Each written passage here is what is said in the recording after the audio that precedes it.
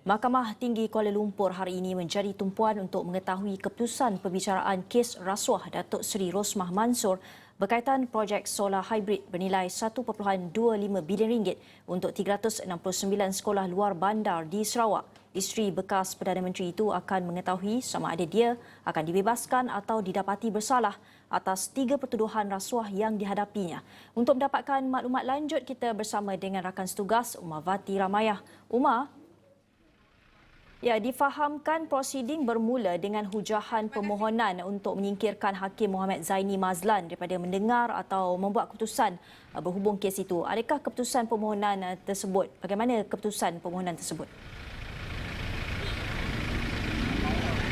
Baiklah, terima kasih Gigi di studio dan saya masih lagi berdiri di hadapan Kompleks Kuala Lumpur, Kompleks Mahkamah Kuala Lumpur pada ketika ini, dan pada ketika ini permohonan Mahkamah Tinggi sambung permohonan yang dikemukakan oleh Peguam Datuk Seri Rosmah Mansor, Datin Seri Rosmah Mansor, supaya Hakim Mahkamah Tinggi Muhammad Zaini Mazlan menarik diri daripada mendengar keputusan dalam kes rasuah berhubung projek solar yang membabitkan dirinya. Dan kita juga sebentar tadi mahkamah ditangguhkan kira-kira 1 jam bermula dari pukul 9.40 tadi dan cuma bersidang semula kira-kira pukul 10.32 pagi bagi membolehkan Peguam Datin Seri Rosmah Mansor untuk menyediakan puja balas terhadap balasan yang difailkan beliau yang difailkan oleh pendakwaan sebelum ini agar permohonan itu ditolak, dan Hakim memutuskan untuk mendengar permohonan daripada pembelaan pada hari ini juga, dan beliau juga menolak permohonan daripada Peguam Datin Seri Rosmah Mansor untuk menetapkan satu lagi tarikh untuk mendengar permohonan itu. Dan beliau dalam keputusan tadi beliau menyatakan bahawa beliau bersedia untuk mendengar dan kalau boleh nak habiskan hari ini juga, itu yang dikatakan oleh Hakim sebentar tadi. Dan ada juga dalam prosiding tadi Hakim juga ada menegur Peguam belai supaya bersedia dan dengan hujaan kerana pembelaan yang difailkan permohonan notis usul beserta perakanan supaya didengar segera kerana ia difailkan pada hari Selasa lalu.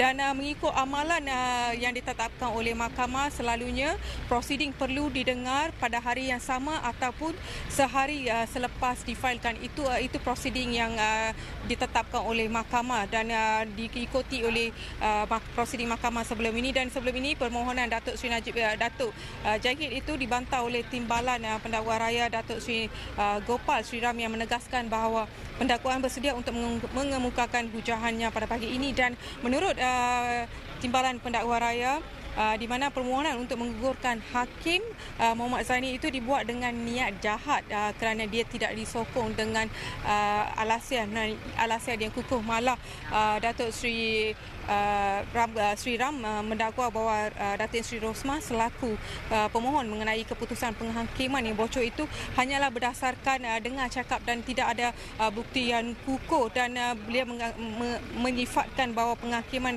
ini bukan penghakiman bertulis, malah hasil penyidikan ataupun pendapat, malah permohonan notis usul yang dikemukakan oleh pasukan pembelahan itu tidak mempunyai bukti yang kukuh dan hanya bersifat spekulasi. Dan pada ketika ini prosiding untuk mendengar permohonan itu masih lagi berjalan dan rakan setugas Firdaus Azim masih berada di dalam bilik mahkamah untuk mendengar prosiding ini kerana hanya mereka wartawan dan jurugambar yang mempunyai pasti.